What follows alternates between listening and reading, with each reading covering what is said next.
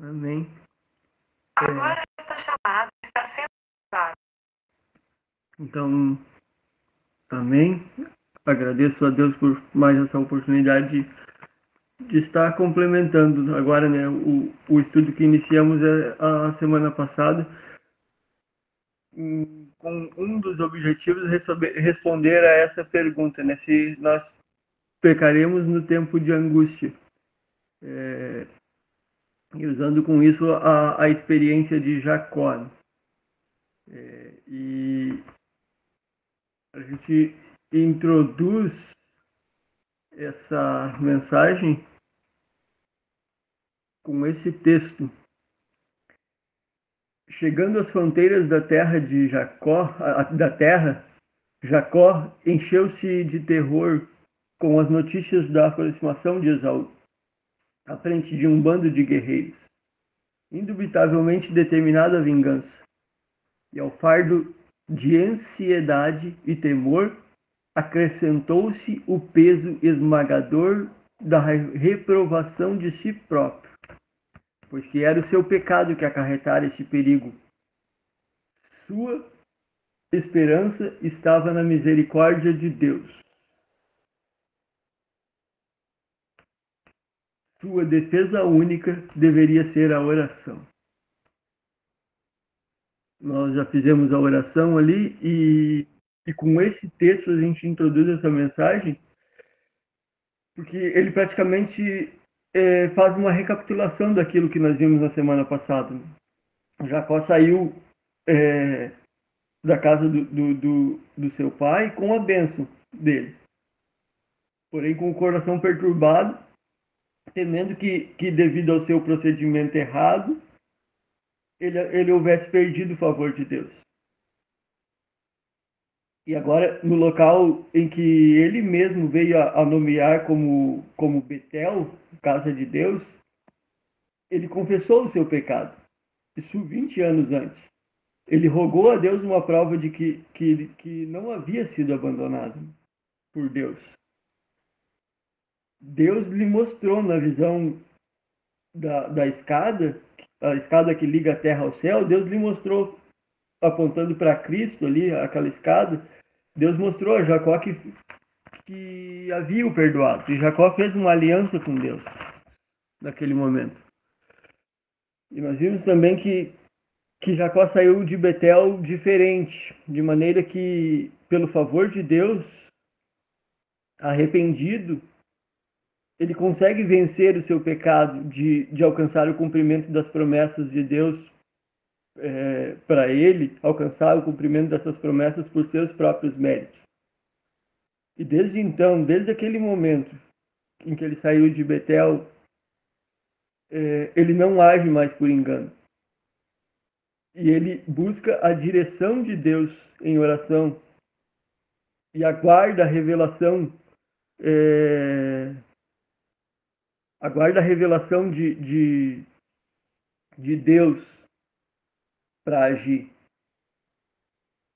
Pois nós vimos que cada passo seu, antes de sair da casa de Labão, e depois disso também, cada passo seu foi precedido de uma oração da parte de Jacó. E pelas evidências, então, que Deus lhe mostrava, né, confirmando o que havia dito, confirmando sua postura e suas promessas. Mas ainda que arrependido, ainda que tenha confessado seu pecado 20 anos antes, uma coisa ele não pôde evitar: as consequências da sua escolha errada. E esse texto aqui nos mostra que isso o fazia se lembrar com frequência que fora o seu pecado que o levou àquela condição, até a ter que passar por aquela situação agora. E Satanás usa também isso para o acusar perante Deus. E nós concluímos então na semana passada vendo exatamente isso, que a única esperança de Jacó estava na misericórdia de Deus e sua defesa única deveria ser a oração. E nós vimos também, foi a conclusão que tivemos na semana passada, nós vimos que Jacó, o método que Jacó usou nessa oração foi repetir o que Deus disse em sua palavra. O Senhor que disse a mim, para eu sair da terra de Labão e voltar para a terra para os meus parentes. Tu disseste. A guerra de palavras, a luta de palavras. Irmão Robson, por Oi? gentileza, compartilhe novamente a tela que ela sumiu. Certo.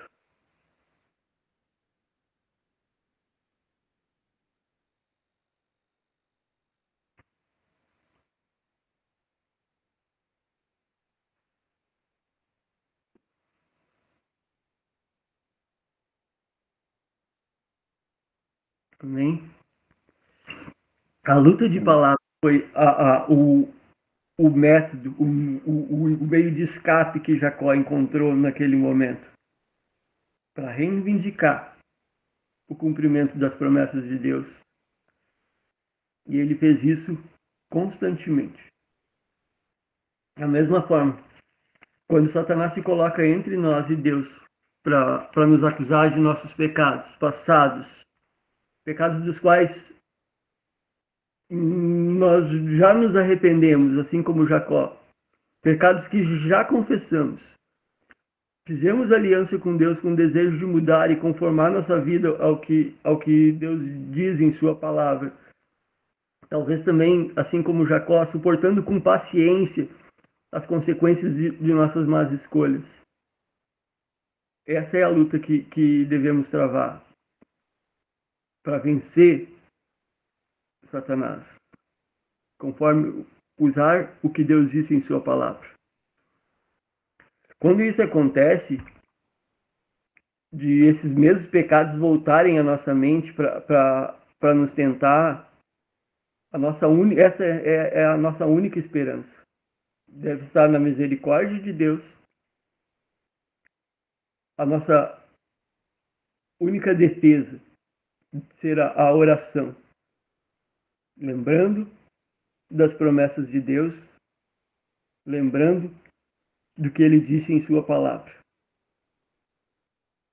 No estudo de hoje nós veremos mais revelações de como isso aconteceu com Jacó.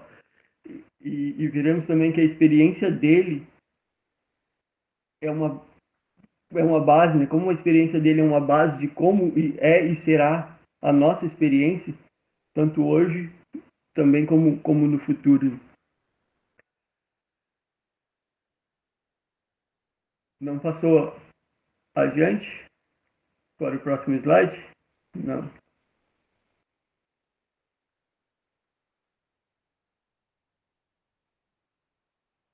Não está passando a tela. Ah, tá. Passou. Todavia, nada deixa de sua parte por fazer, a fim de expiar a falta para com seu irmão e desviar o perigo que o ameaçava. Jacó, ele tinha aquele receio e aquele pensamento de que tudo fora consequência da sua própria escolha errada. Mas aqui a gente vê que ele não deixa de fazer nada de sua parte, nada que houvesse de sua responsabilidade. Ele confiava, sim, nas promessas de Deus, mas o que era de sua responsabilidade fazer, ele não deixa nada por fazer. O encontro com Esaú era necessário. Jacó precisava se apresentar a seu irmão arrependido do seu pecado. Jacó precisava se apresentar a Esaú sem apresentar desculpas para expiar a sua falta, como lemos aqui. Muitos, na mesma situação, transfeririam a culpa para Esaú, dizendo: foi você que me enganou primeiro. Tu rejeitou o direito que tinha à primogenitura e o trocou comigo por um prato de lentilha. Isso de fato aconteceu, mas não dava a Jacó o direito de fazer o que fez.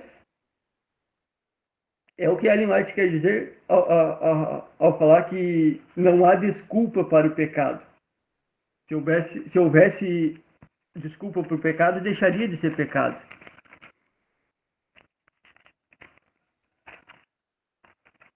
Apenas trazendo aqui de novo a questão da vida no campo, né?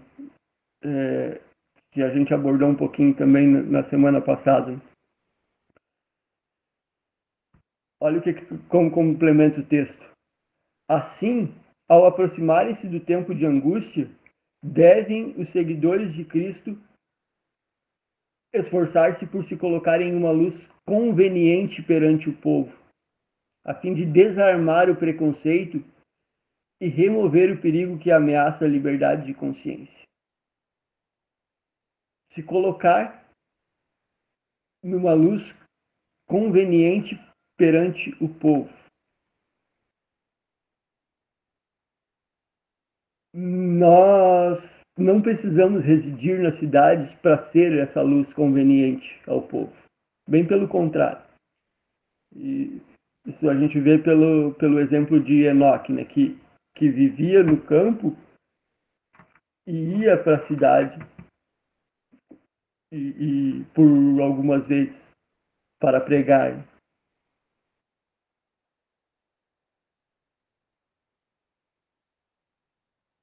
Nós precisamos nos esforçar para se colocar em uma luz conveniente perante aqueles com quem entramos em contato.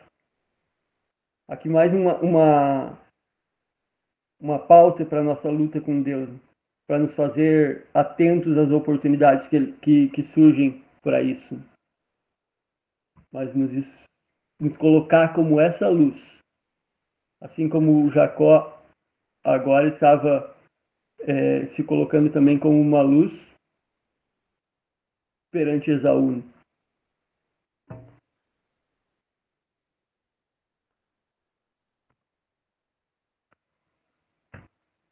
O próximo.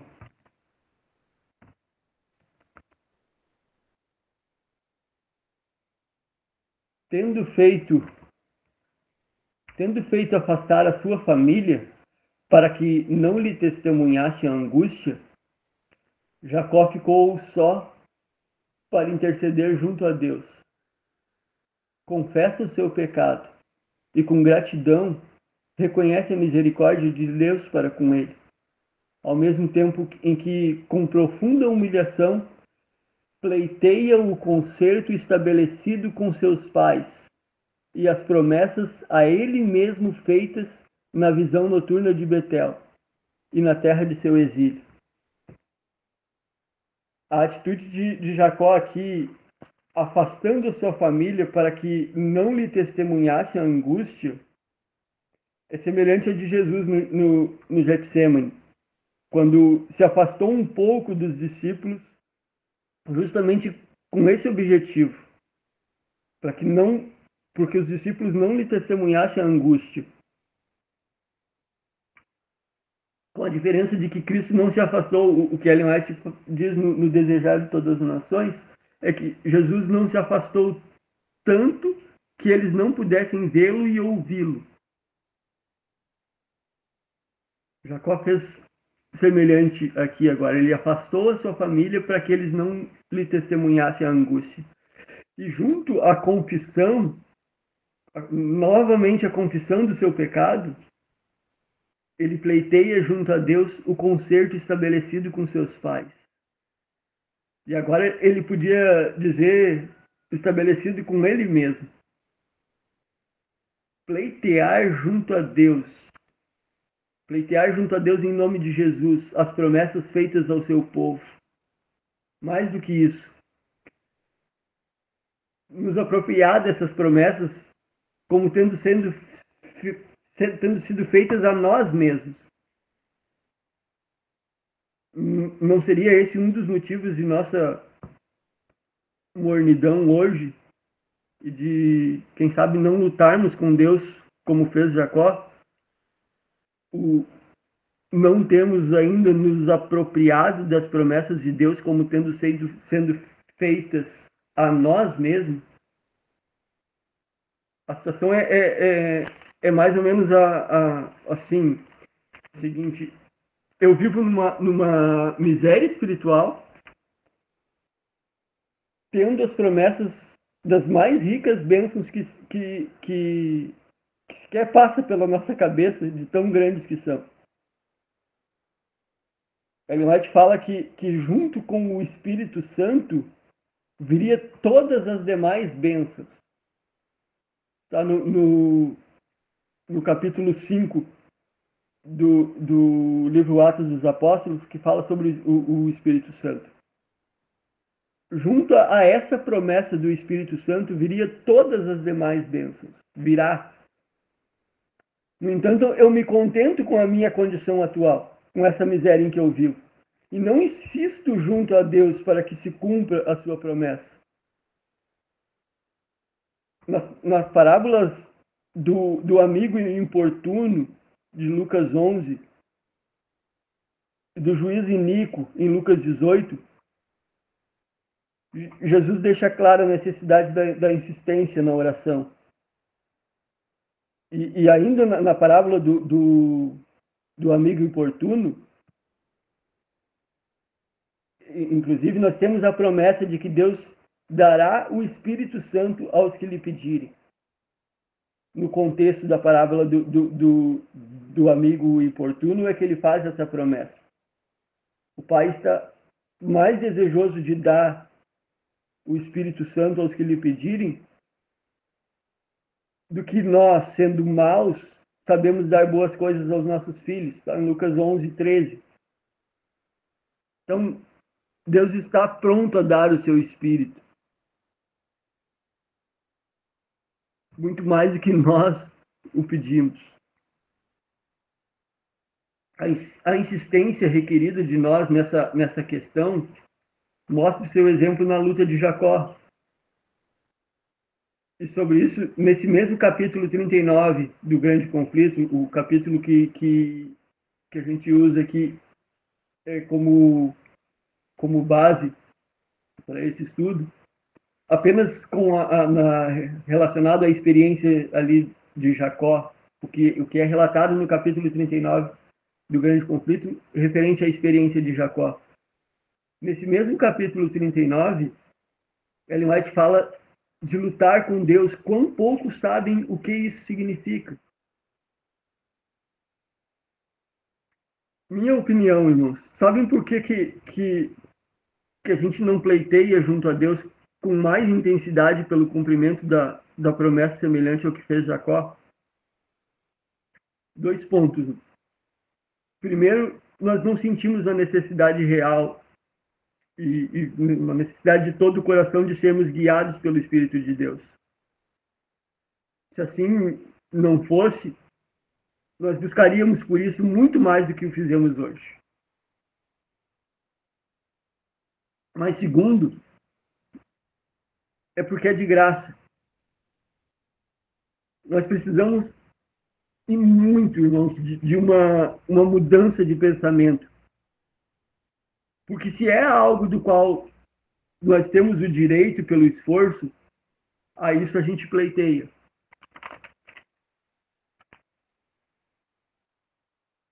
Pensemos, por exemplo, qual que seria a nossa reação se não tendo nenhuma outra opção, sendo literalmente obrigado a permanecer na empresa em que eu trabalho. Como seria se ao final do mês o empregador não me pagasse o salário? Qual seria a nossa insistência nessa questão? Especialmente se houvesse alguém que poderia fazer com que o empregador cumprisse com a sua obrigação de nos pagar. Pensemos nisso se estendendo, se repetindo por meses, e nós trabalhando sem receber o salário. Sem receber salário algum nesse período todo. E ainda tendo alguém que garante o pagamento do mesmo. Eu não tenho dúvida de que nós recorreríamos a essa pessoa, a ele, para garantir que fosse cumprido aquilo pelo qual eu tenho direito. Receber o salário pelo meu trabalho. Pois assim é a nossa situação. Enquanto Jesus não voltar, ou enquanto não se findar a nossa carreira, nós não temos outra opção. Nós somos obrigados a permanecer nesse mundo de pecado, já se estendendo agora por tantos séculos, esse período. E nós temos a garantia dada por Jesus de que tudo, quando pedimos ao Pai em seu nome, Ele nos concederá. Só que, diferente do que faríamos para garantir algo do qual temos direito pelo esforço, continuamos sem clamar pelo cumprimento de suas promessas. E quando falo em clamar, eu aponto para o tema que estamos estudando, o exemplo de Jacó em lutar com Deus. Se eu creio que as promessas de Deus foram feitas também para mim, se eu já me apropriei dessas promessas como tendo sido dadas para mim, por que eu não pleiteio mais pelo cumprimento delas? No mínimo, como eu faria se fosse algo do qual eu julgasse ter direito pelo esforço. E se fosse algo que eu julgasse que me é necessário para viver nesse mundo. A impressão que eu tenho é que só mesmo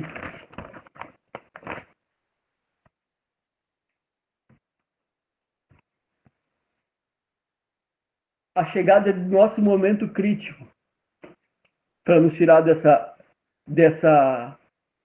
mornidão. Diz aqui, chegar um momento crítico em sua vida. Tudo está em jogo. Nas trevas da solidão, continua ele a orar e a humilhar-se perante Deus. Talvez só mesmo a chegada do nosso momento crítico para a gente ampliar essa luta pelo cumprimento da promessa de Deus. De forma que Deus nos arranque, como fez com Ló, Deus nos arranque da mornidão em que nos encontramos. Reconhecer que tudo está em jogo. Que estamos numa guerra e é uma questão de vida ou morte para nós e para nossa família. Tudo está em jogo. Foi o que Jacó percebeu naquele momento. E subitamente, ele percebe uma mão sobre o ombro. Julga ser um inimigo que procura tirar-lhe a vida. E com toda a energia do desespero, luta com o seu assaltante.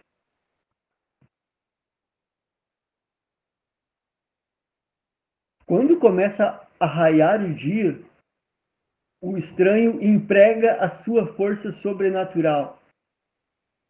Ao seu toque,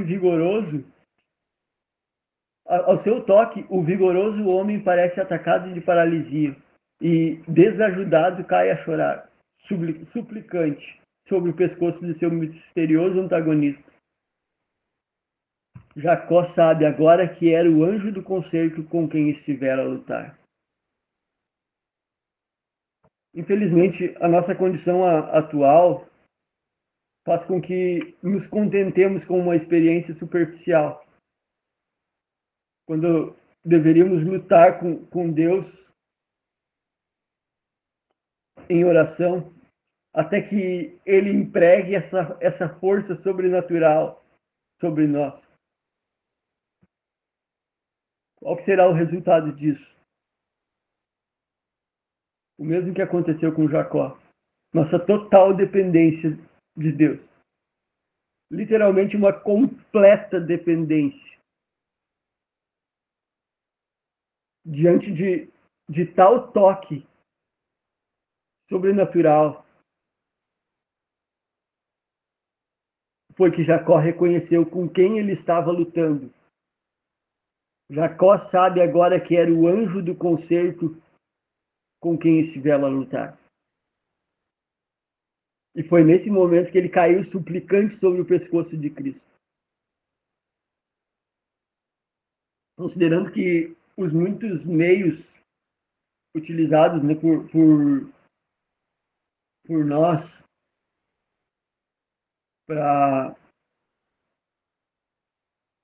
foram o que Deus disse em sua palavra, os meios utilizados por Jacó foi o que Deus disse em sua palavra. Aqui se encontra o que deve ser o objetivo de cada estudo, de cada leitura. Reconhecer o anjo do concerto. Encontrar o Cristo vivo. Como me alegra, irmãos, encontrar passagens em que os olhos das pessoas são abertos e elas reconhecem Jesus ou a providência para aquilo que eles necessitam, como aconteceu aqui com Jacó. Jacó, agora, ele reconheceu com quem ele estava lutando e se atirou ao pescoço do seu antagonista. Isso acontece muitas vezes na Bíblia. Quer ver alguns exemplos? Isso aconteceu com Agar, depois de ser mandada embora por Abraão. Vamos abrir a nossa Bíblia ali em Gênesis capítulo 21.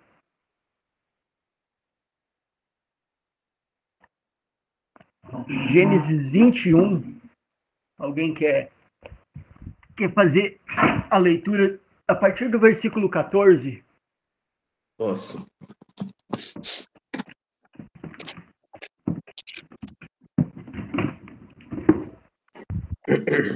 Amém? Versículo 14 de Gênesis 21. E Abraão se levantou cedo de manhã e tomou pão e um odre de água e os deu a Agar, pondo-os sobre o seu ombro e ao filho e a despediu. E ela partiu e peregrinou pelo deserto de Berseba. Continua? Pode continuar, até o 19. Ok. E a água do odre foi consumida e ela colocou o filho debaixo de um dos arbustos.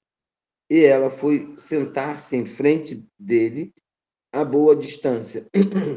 Como Só um momento aqui. Pensem na experiência agora dessa mulher. Ela vai embora, tem que sair da casa em que ela vivia, onde ela tinha o conforto providenciado por Deus, e ela tem que agora sair, e ela sequer tem um pouco de água para dar ao seu filho. Pode continuar, irmãos. Eu vou repetir o 16.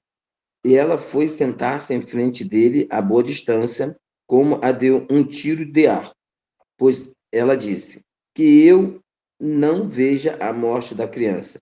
E, sentada em frente dele, levantou a sua voz e chorou.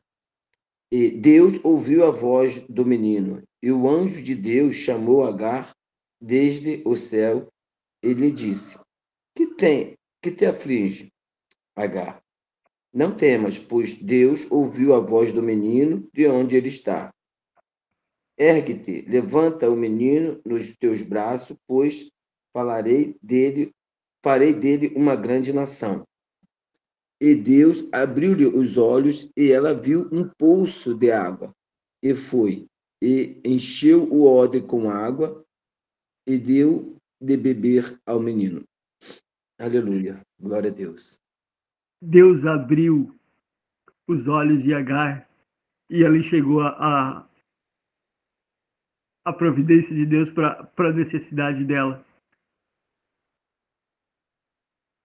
Assim como Agar, Jacó sabe agora que era o anjo do concerto com quem eles estiveram a lutar.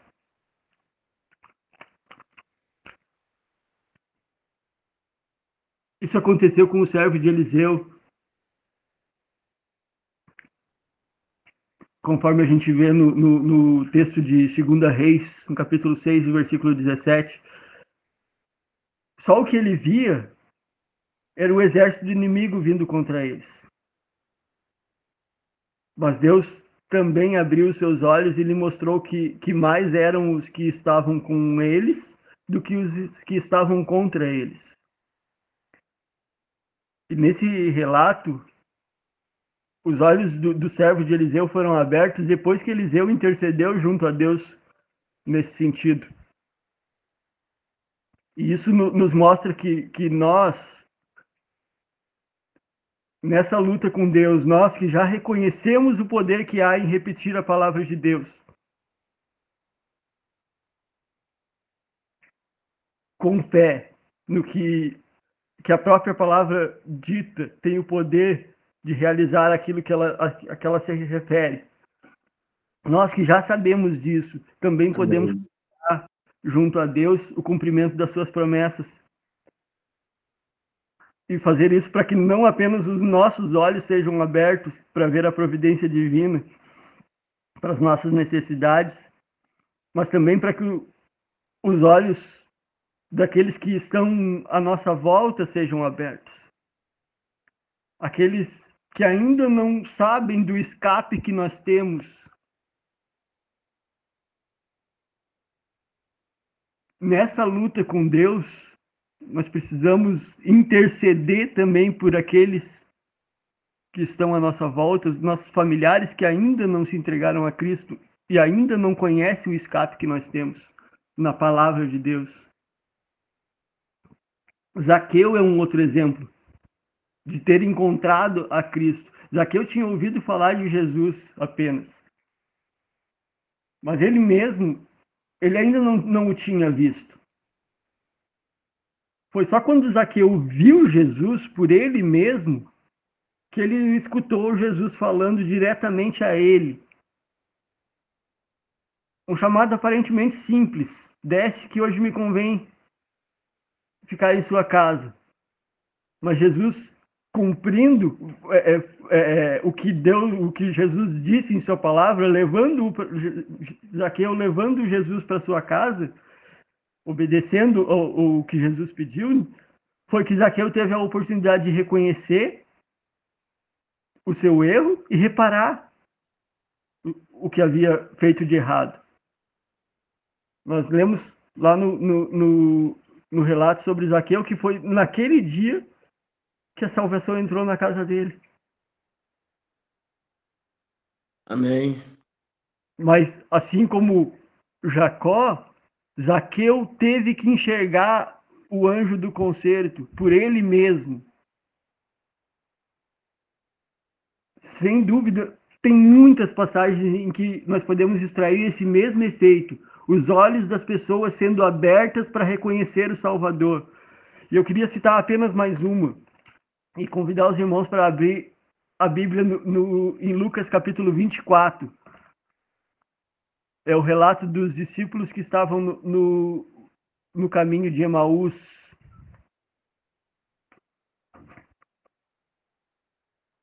Se quiser que eu leia, eu leio. Lucas 24. Um minutinho. Eles tiveram essa mesma experiência.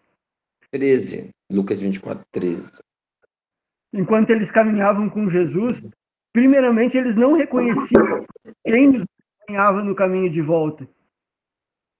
Mas quando Jesus abre as Escrituras para eles e aponta para eles tudo o que estava escrito, tudo o que aconteceria a respeito de Jesus estava escrito, o coração deles já começou a arder. Isso é o que diz em Lucas 24, versículo 32. Pode ler, irmão?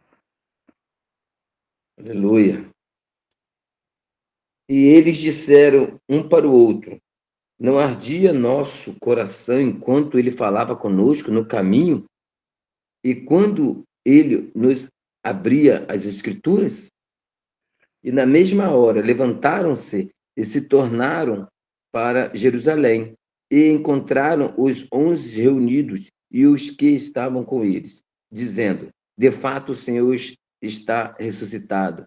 E apareceu a Simão. E eles contaram que coisas tinham acontecido no caminho e como reconheceram no partir do pão. Amém. Glória a Deus.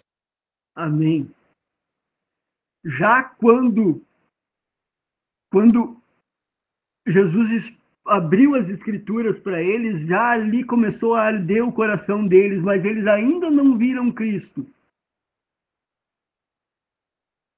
Mais tarde, depois que eles insistiram para Jesus permanecer com eles, Jesus entrando na casa deles, ceou com eles, abriu o pão, partiu o pão e lhes entregou, foi que os olhos deles se abriram e eles reconheceram Jesus, assim como Jacó agora sabe que era o anjo do concerto com quem eles tiveram a lutar. Eu pergunto aos irmãos e deixo essa reflexão: qual foi a última vez que a leitura da Bíblia fez arder o seu coração? Será que a gente anseia para que cada leitura da palavra de Deus faça arder o nosso coração a ponto de lutar com Deus por isso? Será que eu anseio ter o meu coração ardendo por aquilo que eu leio na palavra, a ponto de eu lutar para que Deus faça isso acontecer?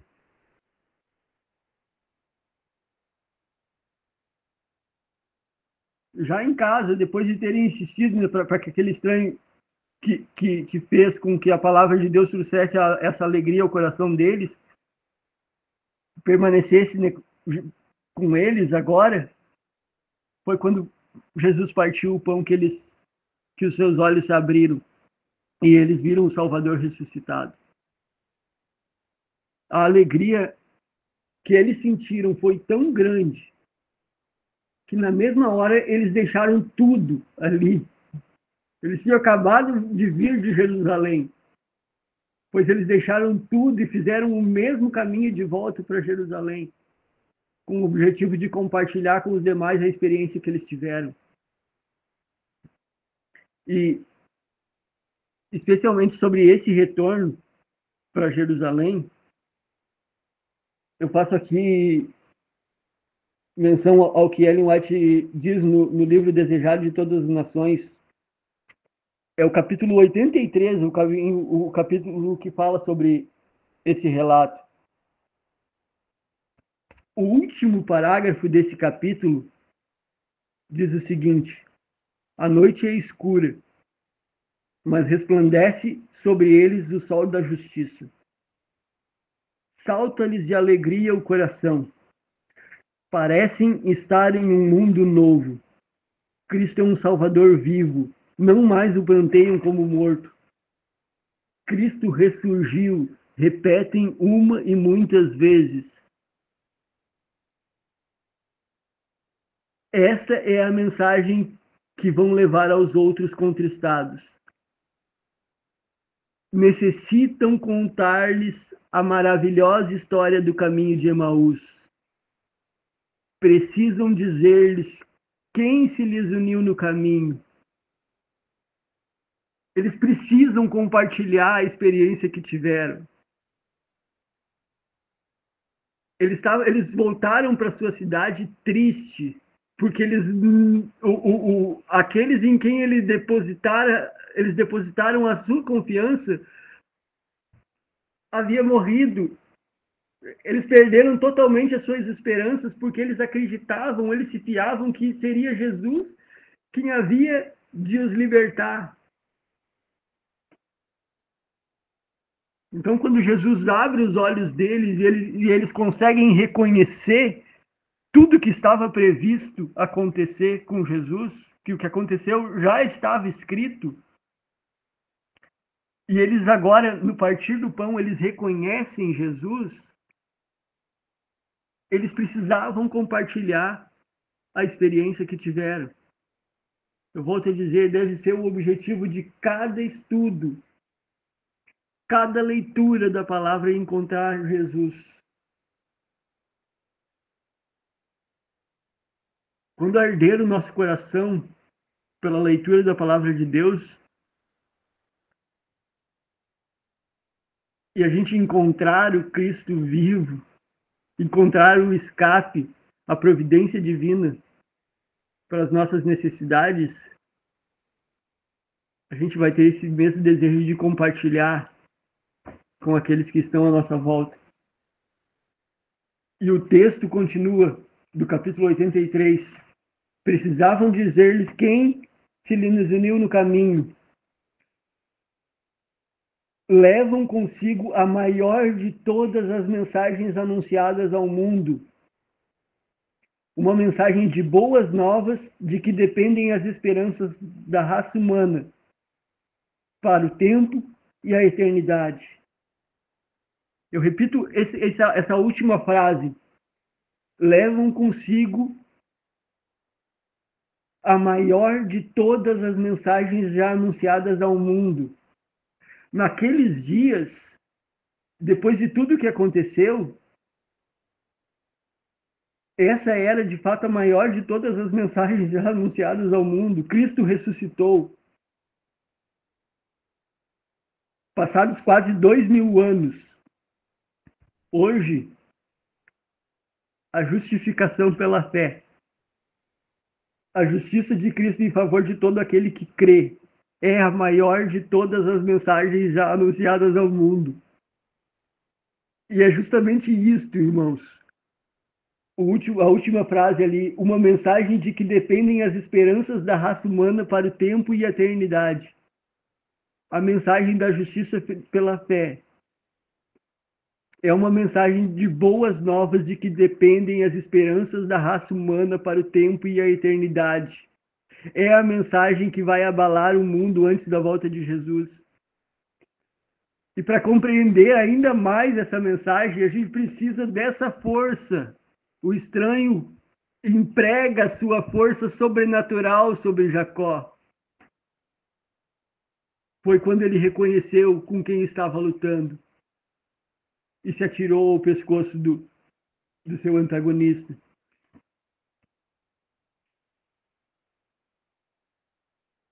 Que essa força seja empregada também sobre nós para que a gente consiga encontrar Jesus.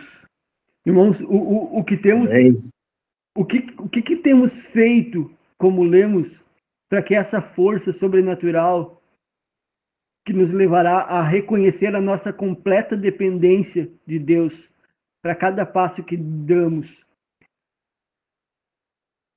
para nos levar a cair suplicante sobre o Salvador. O que temos feito? Como tem sido a nossa luta por isso?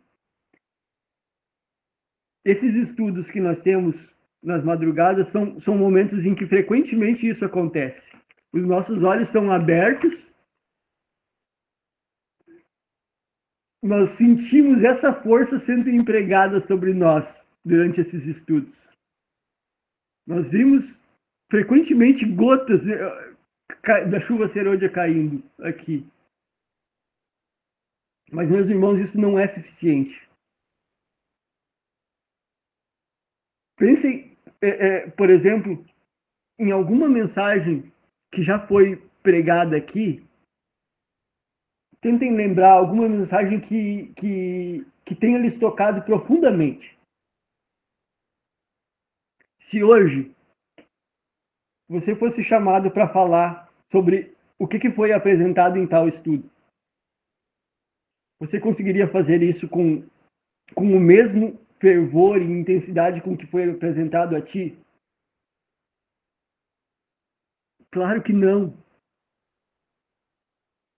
Por quê? Porque não fui eu quem apresentei aquela mensagem. A mensagem não foi dada a mim. Não fui eu que cavei nas Escrituras para transmitir aquela mensagem. Eu já recebi um sermão pronto.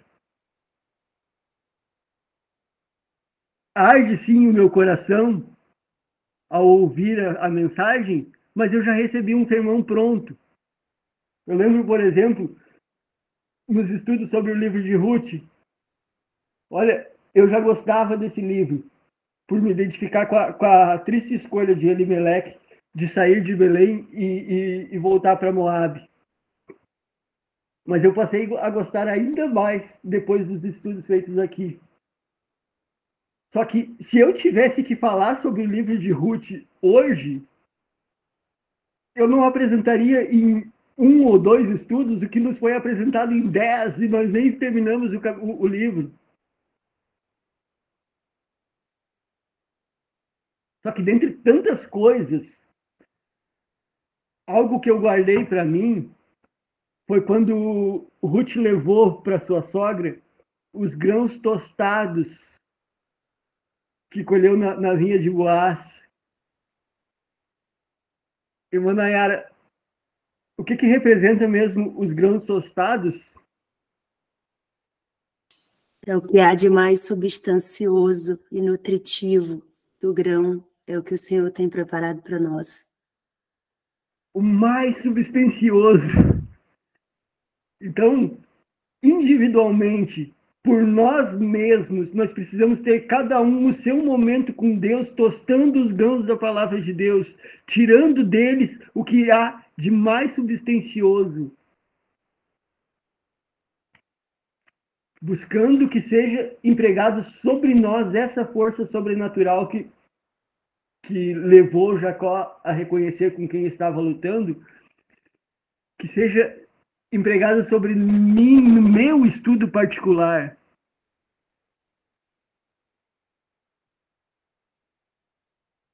Somente assim, irmãos, nós compreenderemos por nós mesmos essa mensagem e não apenas pelo que ouvimos falar por outros. A experiência passada também não é suficiente. Isso tem que ser diário. Jacó teve a sua experiência lá na visão da escada, 20 anos antes, mas agora não era suficiente para a necessidade dele. Ele precisava de mais. Desde que eu entrei para a igreja, me batizei em 2015, eu tenho percebido que a maioria dos irmãos aguarda pelo grito que vai despertar as 10 virgens. No passado, eu relacionei esse grito com o decreto dominical. Hoje eu sei que esse grito é o alto clamor da mensagem do terceiro anjo. Mas o adventista que não despertar com a mensagem do terceiro anjo,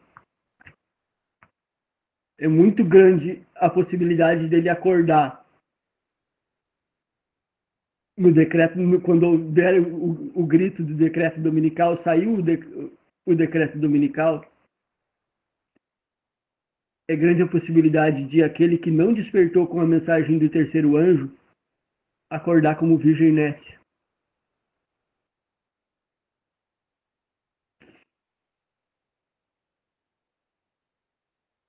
Irmãos, o grito está sendo dado. O cortejo está passando. E cada dia eu vejo novas pessoas trazendo essa mensagem.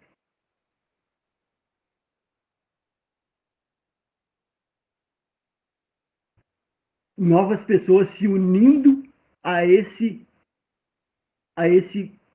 grupo, a esse cortejo, e compartilhando essa mensagem da justiça de Cristo em nosso favor, em favor de todo aquele que crê.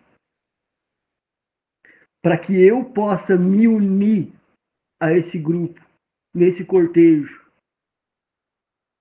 eu preciso por mim mesmo, no meu estudo pessoal, reconhecer o anjo do concerto. E para isso, é necessário uma luta com Deus. Eu acho que a gente conclui por aqui hoje, porque eu não vou conseguir terminar até às 7 horas.